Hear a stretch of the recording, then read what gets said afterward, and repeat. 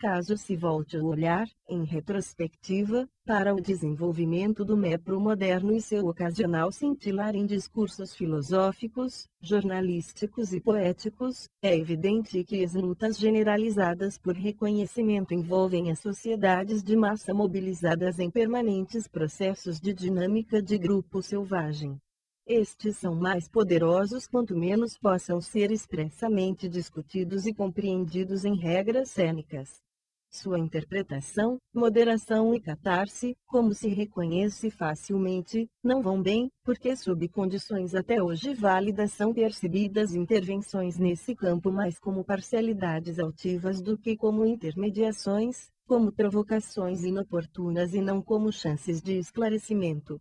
Basta que alguém somente aponte para a existência de problemas de atenção e desprezo no espaço da atual sociedade, e será, se tudo correr como normalmente, detido pelos meios de comunicação de massa por gritos de um reflexo 77. O desprezo das massas feridas dupla 78 quase infalível, como se a menção de um problema já fosse a quebra de um acordo geral de silêncio, e como se a lembrança de um embaraço já fosse uma ofensa que exige revanche.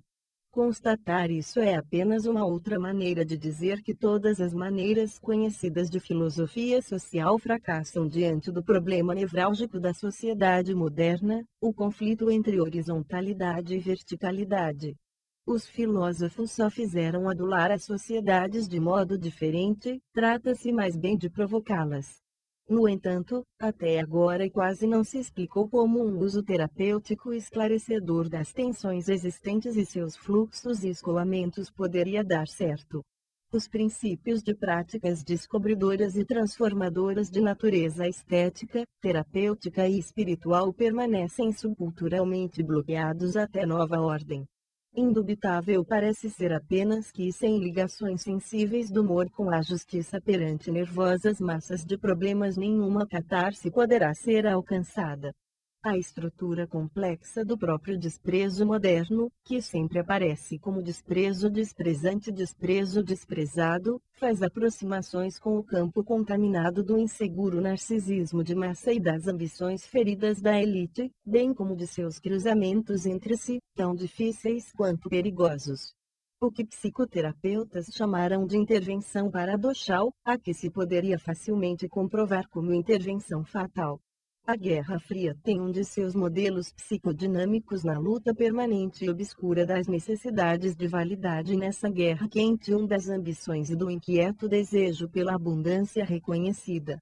Contudo, não está excluído que um dia uma nova geração de técnicos da opinião pública, de terapeutas da provocação, de artistas políticos da confrontação e decompensação inaugure, nesse campo, uma era de novos jogos de esclarecimento. 2 É uma verdade restrita o que foi constatado no estudo atual sobre o conflito entre Ryan no Culture e no Zewa, Wenheimetes no Popeni Desire Facinge Achoter e Ashid.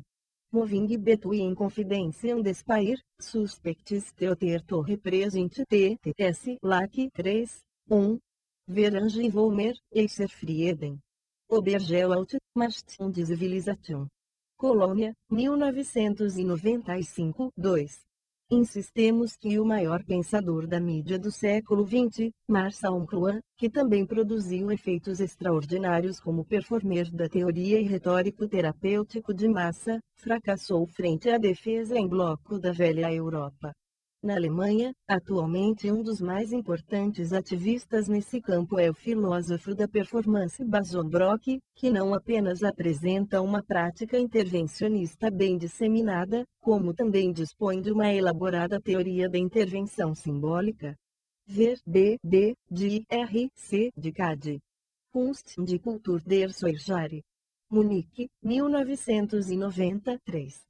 Bettina Funk, Temassis Laugdeck, palestra no Simpósio do Critical Theory Fellows do Whitney Independent Study Program 1998-1999, Whitney Museum of American Arts, 26 de maio de 1999, Nova York, 79. O desprezo das massas. As feridas abertas atestam a penúria da diferença vertical entre as pessoas, que ao mesmo tempo é indispensável, inevitável e insuportável. Complicações no campo psicopolítico da sociedade moderna como aquelas a que aludimos aqui são teimosamente ignoradas por grande parte da mais recente pesquisa no campo da história das ideias. Esta pesquisa se especializa em reunir manifestações elitistas de artistas intelectuais do fim do século X ao início do XX, como Johnny Carey, que com seus livros intelectuais e as massas deu um exemplo sólido e sintomático de uma sociologia trivial da literatura, na qual o ressentimento popular aparece como um modo de êxito certo da ciência do espírito politicamente correta. Essencialmente, só se lê em tais livros o que já se sabia, que Baudelaire repudiava a fotografia por ela ter entregue nas mãos da ordinariedade um meio de observar sua própria imagem trivial, e que snobs britânicos escarneciam, sem apresentar os motivos, de casas geminadas, brinquedos de baquelita e comida em conserva.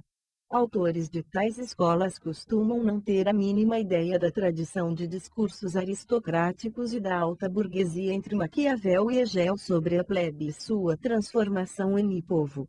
Em todo caso, é a voz do arqui-iluminista Voltaire que ouvimos na frase politicamente duvidosa: se a canalha 80 se intrometer nos negócios da razão, tudo estará perdido.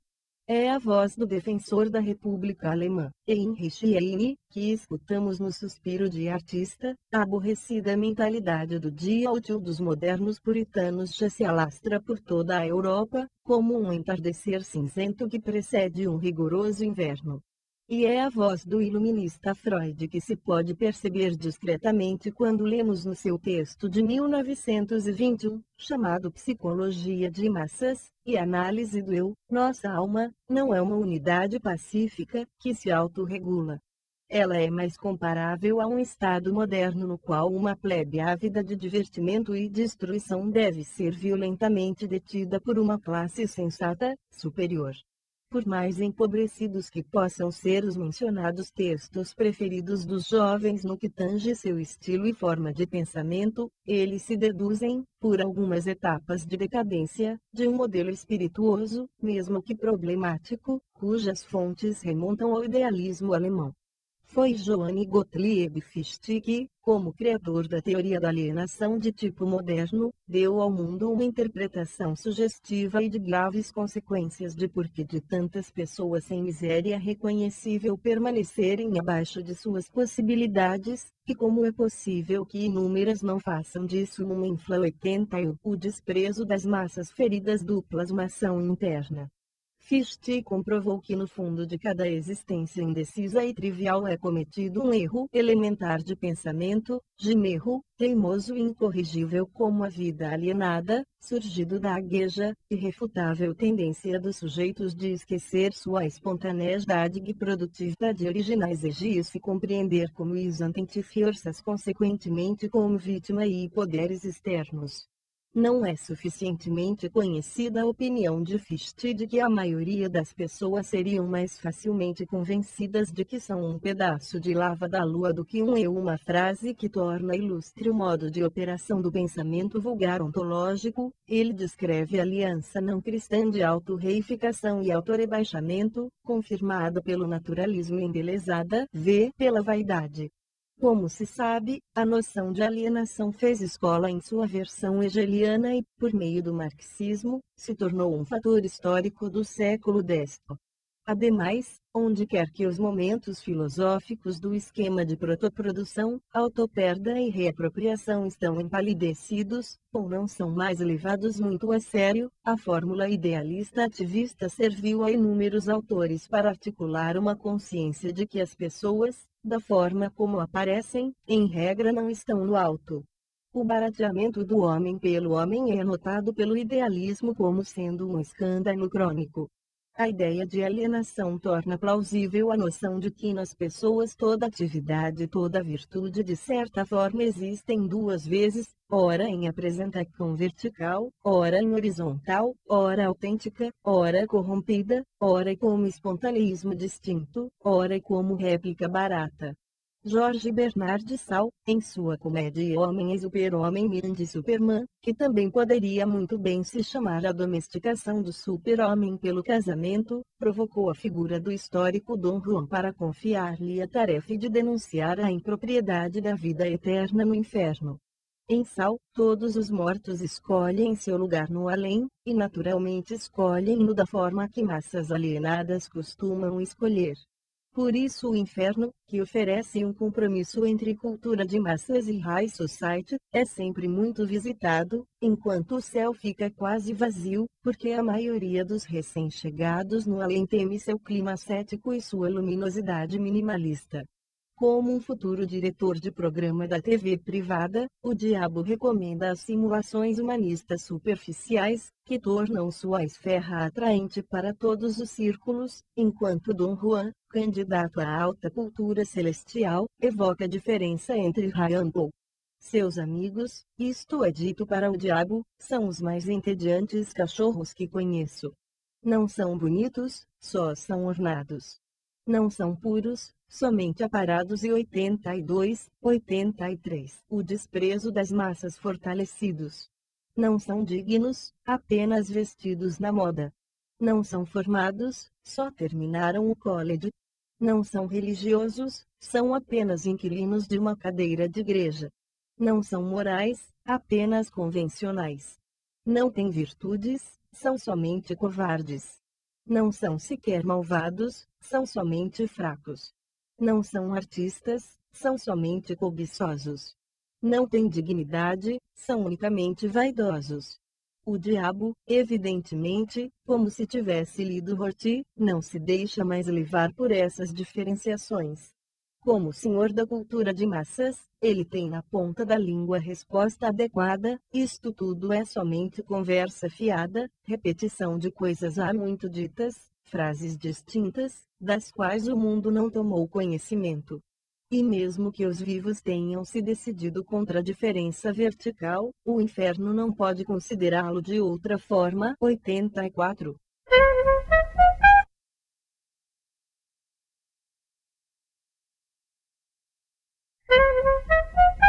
Em seu texto A Situação Intelectual da Época, que em 1931 foi publicado considerando a já não controlável reação fascista de massa na Alemanha, o filósofo Karl Jaspers notou: hoje começa a última campanha contra a nobreza, ela é conduzida nas próprias almas, um se Jaspers chama de último mais atual ataque. Naquele tempo, no que não diz deixa soar que uma longa época precedente preparara os meios e impulsos para o pretenso ataque final. Entretanto, entendemos a que discussão de situação pertence a frase do filósofo: os últimos elitistas abertos, diante da derrota certa, reúnem seus argumentos para arquivo. Apresentemos a situação em outro contexto: a deslegitimação da nobreza política foi e permanece um Die Geschichtssituation der Sache. Berlin, Nova York, 1979, página 177-85. O desprezo das massas sobre a diferença antropológica, R. 86, sendo a primeira paixão burguesa que se impõe, sobrepondo épocas, como exigência de mentalidade política, ela distribui a ordem do século, a qual se subordinam as ordens do dia da cultura. Acima da terceira classe não devem estar mais a primeira e a segunda. A nova era mundial quer fazer valer universalmente a equação entre homem e cidadão. Se houvesse nobreza, como eu suportaria não ser um nobre? Portanto, não há nobreza. A doutrina política do homem no tempo burguês tem seu fundamento nesse silogismo de afeto. E se ainda existissem clero ou espiritualidade mais claramente, formas de espiritualidade e intelectualidade distanciadoras e por isso outorgantes de liberdade, onde futuramente teriam seu lugar no sistema dos iguais? Onde estaria a altura aberta, pela qual se sabe dominado sem que o reflexo de revolta a turve? Por meio do hieto igualitário não é expresso infinitamente mais do que apenas a capacidade do narcisismo plebeu e pequeno burguês de atiçar epidemias psíquicas. Ele também ultrapassa em muito o mero ressentimento anti-aristocrático. Nele articula-se o postulado de época de que todo tipo de diferença antropológica teria de ser declarado irreal e inválido, isto porque as distinções desse tipo radical e hierárquico no homem estavam a ponto de tornar-se, na sociedade funcionalmente diferenciada em surgimento, não apenas supérfluas como também indecentes. 2. Como ciência de uma versal natureza humana, Agnplogaius surge no século XV e a partir do século XVM triunfa, torna-se alto e agudo, mesmo tempo a ciência da surreição da nobreza e do clero, e mais ainda a ciência da adição de todas as supostas conferências essenciais entre as pessoas. Essa primeira ciência humana engajada não esquece sua missão em tempo algum. Com seriedade metódica e fineza estratégica ela persegue seu objetivo pretendido, se for necessário suprimir a própria essência por causa das diferenças essenciais de a serem negadas, ela também pagará esse preço e de não sou elemento lógico da cultura de massas, a qual estruturalmente pertence à sociedade diferenciada em subsistemas. A diferença essencial este vestígio do ancien regime que deve ser eliminado, a igualdade essencial indica a república vindoura o caminho a que a antropologia deve prestar ajuda, como a velha nobreza procurou fundamentar sua diferença essencial a partir do nascimento elevado e seus direitos exclusivos, agora a burguesia lança um discurso sobre o nascimento igual e o direito natural de todos, porém 2. Ver a esse respeito Niklas Luhmann, Interaction in Oberschichten, zur Transformador, Ihrer Semantik em 17, 1 de 18. Jahrhundert, in N.L., Gesellschaftliche Strukturen die Semantik, Studien zur Österosociologie der modernen Gesellschaft, volume I, Frankfurt, 1980, página 72, 161, 87. O desprezo das massas sobre a diferença antropológica desta vez não para atestar diferenças essenciais, mas igualdades essenciais, casualmente também a não essencialidade do igual ou a não obrigatoriedade do inato. O tom de tais discursos foi corroborado por Beaumarchais quando, em sua provocadora peça La Folie Journée Dialogo, faz com que o servo Fígaro, agora seguro de si, no diálogo consigo mesmo remeta ao seu senhor uma provocação profética, o que o senhor conde já fez para ser um homem assim tão grande? Ele se deu ao trabalho de nascer é tudo, ato, cena, acontecimento ser motivo da diferença é uma ideia que, até prova em contrário, não pode ser pensada. Nascimento é nascimento com tal convicção os atores das coisas vindouras arrombam a porta de acesso ao futuro da espécie. Toda igualdade tem seu motivo na igualdade diante do acaso de ter sido gerado e nascer.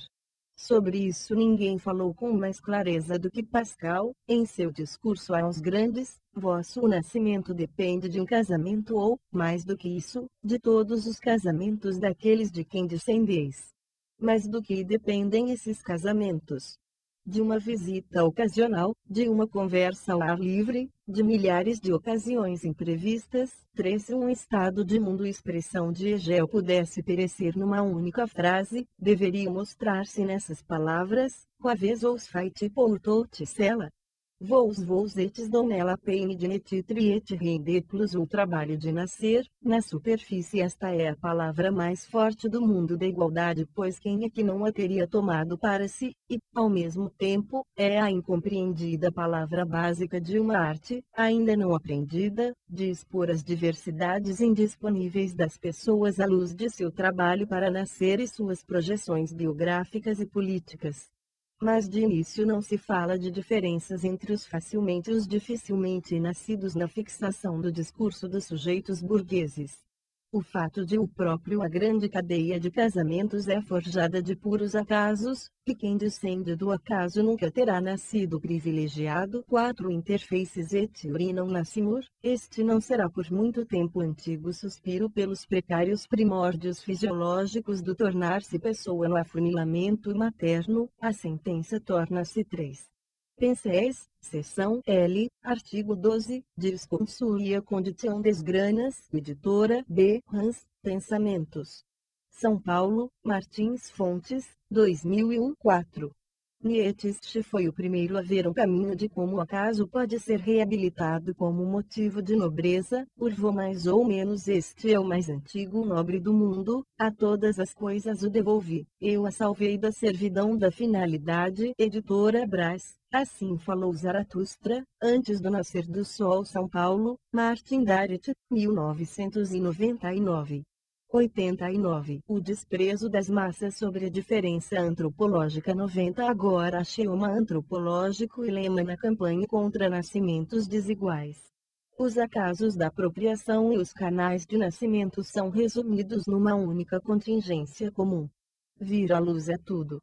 Agora ter nascido se apresenta como motivo suficiente do direito universal do nascimento, que em todo caso só se deixa dizer species verbis na Declaração Universal dos Direitos Humanos de 1948 como uma dignidade que a todos cabe, sem exceção. Nessa expressão condensa-se o paradoxo, que fundamenta os tempos modernos, de um privilégio para todos. Realiza-se a democratização da distinção.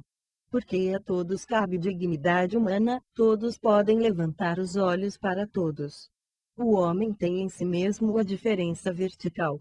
Lá onde, pela primeira vez na história da humanidade, a democracia inclusiva deve ser usada, ela evidentemente não pode renunciar às suas garantias ginecológicas. Título hereditário e direitos exclusivos ficam de lado onde médicos burgueses assumem o trabalho. Rousseau recebe de Hobbes o bastão no escalão da subjetivação. O homem nasce livremente e mesmo assim em toda parte atado a correntes, em toda parte as pessoas são planejadas de modo quase igual, e mesmo assim todos não devem ter nem mais nem menos liberdade do que bebês que, depois da separação do cordão umbilical, são entregues aos seus educadores, os verdadeiros formadores de pessoas. Por isso, a época pertence aos professores e ginecologistas, que definem seus campos de atividade de modo tão extensivo como nunca. Ninguém deve poder privar-se de sua competência nas questões de produção humana, da fetologia para a pedagogia rumo à antropologia. 5. Devido, inclusive, à eficácia quase contínua desses especialistas em gente, a época burguesa começa como época das nações, isto é, como era mundial dos grandes coletivos de natalidade, nos quais as pessoas entendem sua igualdade como igual partejados.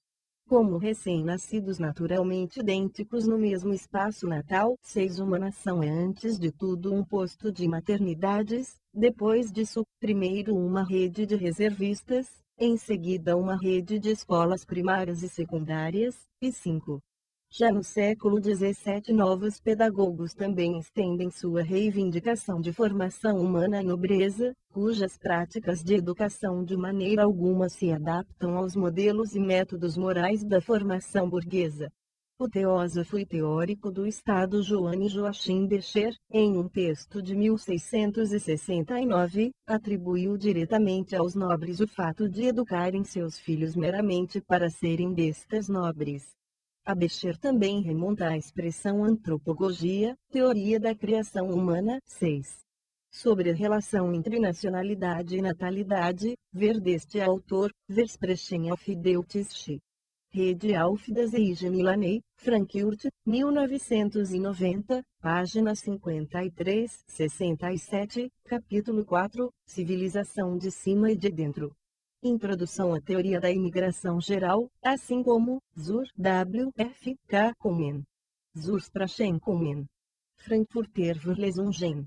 Frankfurt, 1988, página 99, 143, capítulo 4, Poética do Parto. 91. O desprezo das massas sobre a diferença antropológica por fim de bancas de jornal e teatros.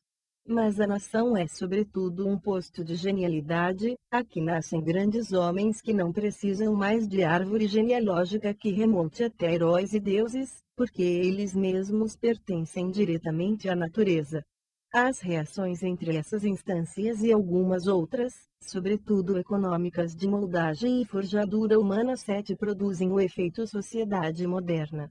Caso queira experimentar nessa era o modo como os novos iguais pensam sobre sua igualdade, então basta dar uma olhada nos livros de texto dos autores e compositores abalizados, onde alguém conclamado a senhor disse justamente aprende a produzir os sons naturais da emancipação.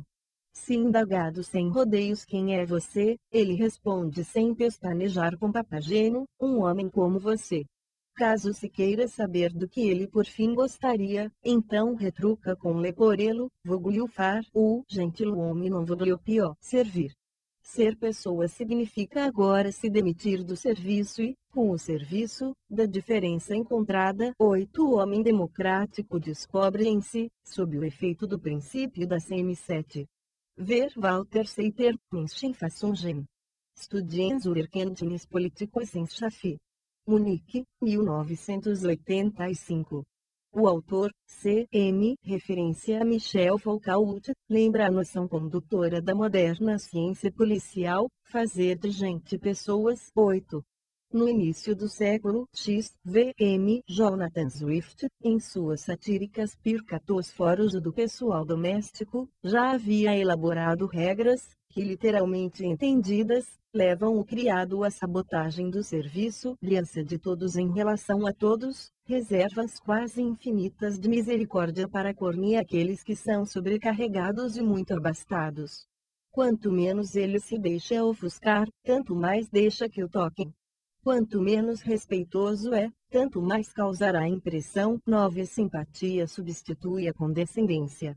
Através do repúdio da diferença encontrada, a antropologia política moderna entra em um estágio no qual, como se costuma dizer na linguagem do jovem Hegel, segue as massas.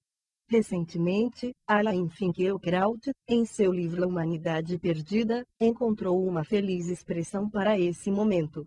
Desde que o grande mistério das pessoas, diz o autor, o mistério de sua igualdade medrosamente guardado pelos senhores, foi difundido a partir do século XVII entre outros pela indiscrição arrependida do grande Pascal, os contemporâneos começam a viver sua desigualdade de outra forma. Creio que nunca houve melhor definição para o experimento da democracia moderna. Vivre autrement vinegalité. 10. Com essa fórmula diante dos olhos pode-se repetir a pergunta sobre o que era mundial democrática tem em vista para A agudo J pessoas esperando por uma resposta acertada. 9. Alain Finkielkraut. L. Humanité crue. Essai sur le XX siècle. Paris, 1996, página 33, editora Brás, A Humanidade Perdida. São Paulo, Ática, 1998, 10. E Biden, página 31, 92, 93. O desprezo das massas some e a diferença anticopol. 3. O K94 projeto democrático baseia-se na determinação de interpretar de outra maneira a alteridade das pessoas de modo que as diferenças achadas entre elas caduquem e sejam substituídas por diferenças feitas. Entre achar-se e cedilha, fazer são gerados no futuro os limites mais veementemente disputados, aqueles entre interesses de conservação e progredimento, entre submissão e autodeterminação, entre percepção ontológica e o ímpeto construtivista de tornar novo, diferente, e por fim também aqueles entre Ryan e cultura. Quando Jaspers, no início dos anos 30, pôde falar de uma última campanha contra a nobreza, com isso ele expressava sua avaliação realista de que, a partir de então, os fazedores de diferença chegariam ao ponto de arrancar das mãos dos supostos achadores de diferenças posições de retirada que lhe restaram na filosofia, na pedagogia, nas relações entre os sexos e por fim e sobretudo na arte. O foco da diferença velho novo.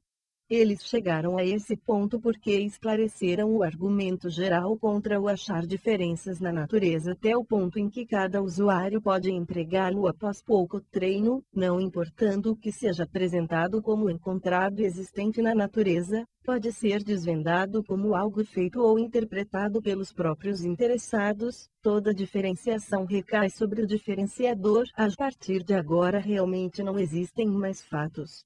Existem apenas interpretações de Pluralidade de interpretações significa disputa crônica na base sobre o sentido daquilo que em geral deve valer como básico, pois também não existem mais condições externais da natureza, só existem construtos sociais, só existem partidos em construção no parlamento das ficções, que chamamos opinião pública, nele se pendura a cadeia de revisões revolucio, e, na áreas que se impõem, não há senhores, só há processos de submissão, não há talento, há somente processos de aprendizagem, não há um gênio, há somente processos de produção. Não há autores, há somente processos de programação e amados programadores. Tão logo essas correções na imagem clássica da natureza das coisas se generalizem num consenso, todas as figuras tradicionais da diferença antropológica são anuladas, não apenas nos jogos linguísticos da classe teorizante, como também no cotidiano da sociedade mobilizada. Os ídolos que a diferença metafísica entre as pessoas havia estabelecido são derrubados sem exceção, começando com os ídolos teocráticos. Há muito estamos tranquilamente convictos de que nada nos falta se a nós não mais se mostram reis deuses, encarnações, avatares iluminados. Nossa cultura política como um todo é construída sobre a negação da primeira inerente antropológica. Não queremos mais ouvir nada 95 a circunflexo, e o desprezo das massas sobre a diferença antropológica 96 sobre deuses que poderiam estar persistentemente presentes no homem e que em meio ao gênero podem condicionar uma diferença entre pessoas, deuses e meras pessoas. Simpatias sentimentais pelo Dalai Lama nada mudam, interesses sentimentais por um certo Cristo e suas duas naturezas, das quais uma perturba decisivamente, tampouco. A diferença na qual se baseavam os teocratas, nesse meio tempo parece para a maioria das pessoas, excluídas minúsculas subculturas religiosas, tão ridícula que em princípio não é preciso comprovar detalhadamente que ela nunca pôde ser uma diferença realmente encontrada, mas somente sempre uma diferença inconsciente ou mais grave ainda, diferença feita de forma fraudulenta. Era o sentido do ateísmo político destruir toda a religião histórica, na qual puderam ser encontradas as premissas de uma diferenciação seriamente realizável entre homem e homem-deus. Os modernos também não têm muita paciência com a segunda forma da diferença antropológica, aquela entre o santo e a multidão profana. Pois como se pode mostrar facilmente que os chamados santos, quando não foram meros projetos da multidão, passaram neste caso de atletas que se submetiam a rótulas espítuas sinarnaitos muito pouco usuais, das quais as mais excessivas consistiam em passar décadas sobre uma perna só ou amar todas as pessoas sem restrições às suas qualidades. Tais exercícios hoje praticamente pararam de despertar um interesse público. A exortação para esperar por uma nova geração de santos só encontra crédito ainda numa forma de jogo um tanto atrevida do catolicismo intelectual. 11 A sociedade moderna, de acordo com sua lógica, fez certo ao substituir os santos por atletas de ponta e a maioria pecadora por espectadores. Além disso, o cristianismo já desenvolvera a ideia do santo para o coletivo e preparara na comunio sanctorum a figura imaginária daquela democracia cristã, que na modernidade deveria tornar-se uma facção entre outras. Nela é imaginada aquela boa massa como conjunto de indivíduos obedientes, que deveria retornar como a verdadeira massa de cooperadores revolucionários nos textos canônicos da esquerda. Os pintores do Renascimento italiano anteciparam a transição para o humano homogêneo, quando, no século XV, começaram a representar as pessoas da história santa ser, e as auréolas, até então obrigatórias. Quem fala da perda da aura, trata desse refluxo da transcendência. Na modernidade o além tornou-se tão discreto que chegou ao ponto do irreconhecível. Agora Deus renuncia não apenas à capacidade 11. Para um exemplo de apelos catolicamente motivados aos santos como supostas únicas figuras futuras de Homo sapiens, vercariam cri, de Eboachafians jaftaus fruis. Von Leben, todo um de Weird. Munique e Leipzig, 1994-97. O desprezo das massas sobre a diferença antropológica. V. O 98 de encarnar-se numa pessoa singular, ele perde claramente também o interesse em brilhar através de certos indivíduos. No que diz respeito à figura mais universal da diferença antropológica, aquela entre J, sábio e a multidão, uma diferença sem a qual nenhuma das altas culturas históricas pôde viver, no solo da Europa e do Zewa ela foi apagada em menos de 200 anos por um esclarecimento duplo. O primeiro golpe central ao conceito do sábio foi dado pela teoria da evolução, que retirou o contrema, predicado sapiens da oposição ao termo incipiens vulgus para transformá-lo diretamente, e sem escrúpulo pedagógico, em nome de espécie, Homo sapiens sapiens. Vê-se aqui como o igualitarismo cienticista cospe duas vezes com uma expressão nos pés dos filósofos elitistas. O Ojuhoje é dado pela que der na cultura da crítica, na medida em que substituiu o sábio pelo intelectual, começando com os filósofos dos séculos Fididerot, apressemo-nos em tornar popular a filosofia, e terminando pelos céticos, convencionalistas e desconstrutivistas da atualidade, que em geral querem derrubar o conceito do saber soberano e positivo baseado na evidência, onde o saber perde seu papel de fundamento baseado no objetivamente real e não deve significar mais do que um meio da suposição superior e um auxílio para a escolha sempre dilemática entre males menores e J maiores. A avançada democracia da informação fundamenta a si mesma como uma reunião de ignorantes mais ou menos iguais, que numa penumbra geral, aquém do trágico, procuram por soluções relativamente melhores para seus problemas de vida relativamente generalizáveis. Reut pronuncia a mudança abertamente quando estabelece a primazia da democracia diante da filosofia. Por essa razão em todo o mundo crescem como erva daninha aquelas comissões de ética que, como institutos da destrocada filosofia, querem substituir os sábios. 12. Quem não quiser aderir a essa comunidade de trabalho dos esclareadamente nem tão sapientes, agora deve deixar-se marginalizar sob a alcunha de fundamentalista. De fato, medidos a partir do saber pós-moderno, fundamentalistas são na melhor das hipóteses democratas não concomitantes, que, de uma maneira ultrapassada, acreditam em um saber incondicionalmente orientador, um saber que não está à disposição deles, mesmo que o mundo estivesse cheio de convencionalistas. Assim, resta resolver apenas a quarta figura da envelhecida diferença antropológica, aquela entre o talentoso e o não talentoso, uma diferenciação 12. Por isso a extinção do filósofo autor do tipo Adorno e sua substituição pelo modelo do filósofo de congresso e comissão. 99 F. Abre aspas, Tr. O desprezo das massas sobre a diferença antropológica cuja abolição seria mais dificultosa para a sociedade moderna do que outras diferenciações metafisicamente codificadas sobre o homem, porque com esta ela toca o seu próprio mito do estabelecimento. Mas a cultura de massas em processo tampouco perdoa seus estágios anteriores. Com certeza, quando a campanha contra a nobreza e o indignante superior estava no início, a mais importante estratégia da burguesia ofensiva foi deslegitimar a nobreza feudal, na medida em que se reportou a uma nobreza mais válida, a aristocracia natural do talento e do gênio. Nobreza do espírito é um lema de época, não apenas um título ocasional de livro 13. Ele explica por que inúmeros indivíduos no tempo burguês puderam acreditar ganhar participação, graças à formação, nos nobres bens humanistas.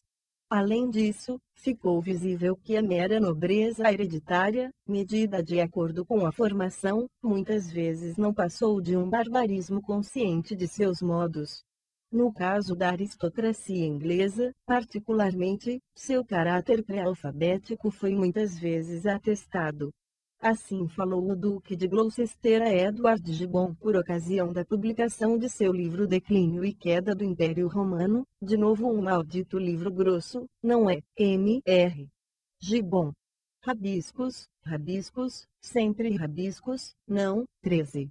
Ver Thomas Mann. Adelda Gestes. CXN versus X um problema humanitante. Estocolmo, 1948. M.R. Gibbon, 14. No que diz respeito à veneração burguesa diante da obra, no auge dos Estados Nacionais ela foi responsável pela capacidade do público hoje tão surpreendente para nós de cuidar de seus clássicos dando o melhor de si. Mas essa aliança de atenção, como se reconhece posteriormente, foi atada por um laço cujo afrouxar e rasgar só podia ser uma questão de tempo. Os grandes autores e artistas da era burguesa atuaram como condutores numa revolta contra a nobreza hereditária então obsoleta nessa guerra ofensiva das novas contra as velhas ambições, que há mais de 200 anos atravessa como um corte todas as gerações modernas. O que então vem depois acontece de acordo com uma legalidade sobre a qual já surpreende que não se a tenha investigado com minúcia muito antes. Os participantes de uma batalha não são mais os mesmos depois dela, justamente o sucesso total faz com que se cansem dos próprios estandartes do fronte. Após 200 vitoriosos anos da religião de talento, para os agressores o mundo parece mudado. Um dia cairá diante de seus olhos, qual caspa, que eles concederam também à natureza, essa grande aliada do levante burguês, como uma corte na qual 14. Marçal Juan, de Imatisquigen Canale. Understanding Media. Düsseldorf e Viena, 1968, página 21. Ebras, os meios de comunicação como extensões do homem. São Paulo, Cultrix, 1998, J.F. 100, o desprezo das massas sobre a diferença antropológica existem protegidos e papéis favoritos. Portanto, observada à luz do dia, a natureza é tão injusta e caprichosa quanto o príncipe absolutista, mais ainda, ela é o absolutismo do acaso em sua mais pura forma. Com essa observação, talento e gênio tornam-se indecentes para todos os que também devem viver de aparecer. 15. Primeiramente é o mal-estar, em seguida o ódio com seu corolário de boas razões, o desejo de extinção e nivelamento vem à tona nas fendas do folhetim. A matilha instigada descrita por Canetti aparece como centro instigado. Ela coloca na ordem do dia das ideias políticas a liquidação da nobreza natural ou de talento. Agora não se pode mais ouvir o tom distinto, seja o recentemente elevado ou o mais antigo, e, pensando bem, de forma alguma o tom talentoso. Chemas de jartir de jaitão primas de agia a democracia de arte da arte. Como confirma todo observador livre da história da arte atual, o drama da arte moderna é intimamente perpassado por tensões desse tipo, sem consulta à ordem de executar a autoliquidação do gênio às formas da própria arte, amplas partes do acontecimento artístico permanecem intransponíveis no século decorrido. Vê-se o exemplo de Joseph Beuys, que começa como gênio e termina como assistente social, vê-se Andy Warhol, que 102, 15.